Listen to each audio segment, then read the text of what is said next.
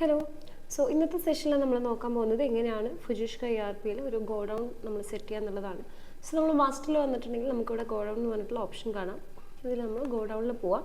അതിനുശേഷം നമ്മൾ ഗോഡൗണിൻ്റെ നെയിം എന്താണോ അതൊന്ന് ഇവിടുന്ന് ആഡ് ചെയ്ത് കൊടുക്കുക.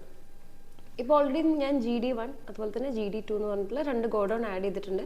ഇനി പുതിയൊരു ഗോഡൗണിൻ്റെ GD3 എന്ന് പറഞ്ഞിട്ട് നമ്മൾ ആഡ് ചെയ്യുകയാണ്. അതുപോലെ തന്നെ ഇനി കോൺടാക്ട് പേഴ്സൺ അതുപോലെ തന്നെ കോഡും കാര്യങ്ങളുണ്ടെങ്കിൽ അതൊക്കെ നമ്മൾ ആഡ് ചെയ്യുക. അതിനുശേഷം അത് കമ്പൽസറി അല്ല, വേണമെങ്കിൽ കൊടുക്കാവുന്നേ ഉള്ളൂ. അതിനുശേഷം ഒന്ന് ആഡ് ക്ലിക്ക് ചെയ്യാം. അപ്പോൾ ഈ ഒരു ഗോഡൗൺ ക്രിയേറ്റ് ആയിട്ടുണ്ട്. ഇനി എഡിറ്റ് ചെയ്യുന്ന സമയത്ത് എഡിറ്റിൽ പോവാം.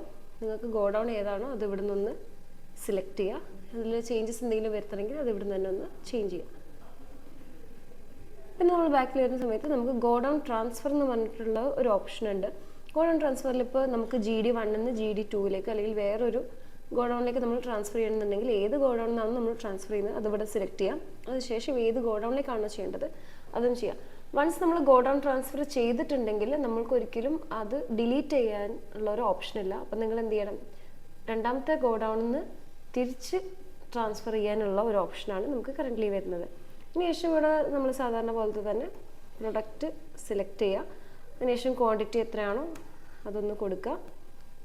പിന്നെ യൂണിറ്റും കാര്യങ്ങളും സെലക്ട് ചെയ്തിട്ട് ഇത് ലിസ്റ്റിലേക്ക് ആഡ് ചെയ്യുക, ട്രാൻസ്ഫർ കൊടുക്കുക. അപ്പോൾ ഈ ഒരു ഐറ്റം നമ്മളുടെ രണ്ടാമത്തെ ഗോഡൗണിലേക്ക് പോയിട്ടുണ്ടാവും.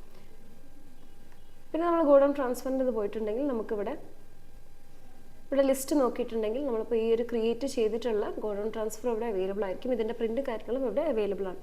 ഇനി ഇതിൻ്റെ റിപ്പോർട്ട്സിൻ്റെ സെക്ഷൻ പോകുന്ന സമയത്ത് നമ്മൾ റിപ്പോർട്ട്സിൽ പോവാം. ഇവിടെ നമുക്ക് ഗോഡൗൺ എന്ന് പറഞ്ഞിട്ടുള്ള റിപ്പോർട്ട് കാണാം. ഇതിൽ പോയിട്ടുണ്ടെങ്കിൽ നമുക്ക് ഗോഡൗണിലുള്ള സ്റ്റോക്ക് സമ്മറി അതുപോലെ തന്നെ നമ്മുടെ ട്രാൻസാക്ഷൻസ് എന്തൊക്കെ നടന്നിട്ടുണ്ടെന്ന് കംപ്ലീറ്റ് ഡീറ്റെയിൽ ആയിട്ടുള്ള റിപ്പോർട്ട്സ് ഇവിടെ അവൈലബിൾ ആണ്. ഗോഡൗൺ സ്റ്റോക്ക് സമ്മറിയിൽ പോയിട്ടുണ്ടെങ്കിൽ നിങ്ങൾക്ക് ഓരോ ഗോഡൗൺ വൈസ് സ്റ്റോക്കും കാര്യങ്ങളും ഇവിടെ അവൈലബിൾ ആയിരിക്കും. ഇപ്പോൾ വരുന്നത് നമുക്ക് കംപ്ലീറ്റ് ആയിട്ടുള്ള സമ്മറി റിപ്പോർട്ടാണ്. ഇനി നമുക്ക് ഏതെങ്കിലും പെർട്ടിക്കുലർ ഗോഡൗണിൽ മാത്രമാണ് വേണ്ടതെങ്കിൽ നമ്മളിവിടെ ഫിൽറ്റർ ഓപ്ഷൻ ഉണ്ട്. ഫിൽറ്റർ ഓപ്ഷനിൽ നമ്മൾ താഴെ പോയിട്ടുണ്ടെങ്കിൽ നമുക്കിവിടെ സിലക്ട് ഗോഡൗൺ എന്ന് പറഞ്ഞിട്ടുള്ള ഒരു ഓപ്ഷൻ കാണാം. ഇതൊന്ന് സെലക്ട് ചെയ്തതിന് ശേഷം നമുക്ക് ഇവിടുന്ന് ഗോഡൗൺ സെലക്ട് ചെയ്തിട്ടുണ്ടെങ്കിൽ ആ ഒരു ഗോഡൗണിൽ മാത്രം കംപ്ലീറ്റ് പ്രൊഡക്റ്റിൻ്റെ ലിസ്റ്റിൽ എന്തൊക്കെയാണ് സ്റ്റോക്കും കാര്യങ്ങളും ഉള്ളത് നമുക്ക് അവൈലബിൾ ആയിരിക്കും. സോ ഇത്രയാണ് നമുക്ക് നമ്മുടെ ഗോഡൗണിൽ വരുമ്പോൾ പറയാനുള്ളത്.